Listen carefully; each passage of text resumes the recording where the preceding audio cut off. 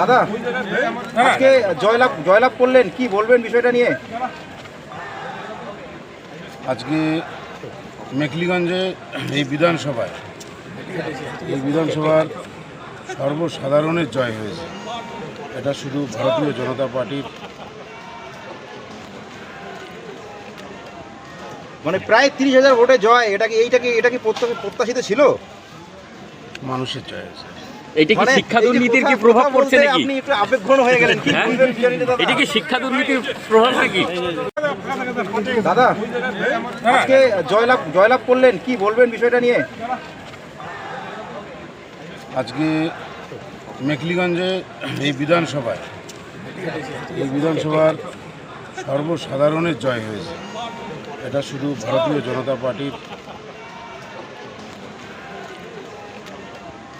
মানে প্রায় 30,000 ভোটে জয়, এটা কি প্রত্যাশিত ছিল? মানুষের জয় হয়েছে। এটা কি শিক্ষা দুর্নীতির কি প্রভাব পড়ছে নাকি? আপনি একটু আবেগঘন হয়ে গেলেন, কি বলবেন বিষয়টা দাদা? এটা কি শিক্ষা দুর্নীতির প্রভাব নাকি? দাদা আজকে জয়লাভ করলেন, কি বলবেন বিষয়টা নিয়ে?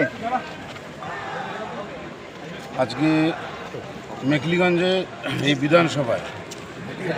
বিধানসভার সর্বসাধারণের জয় হয়েছে। এটা শুধু ভারতীয় জনতা পার্টির মানে প্রায় 30,000 ভোটে জয়, এটা কি প্রত্যাশিত ছিল? মানুষের জয় হয়েছে।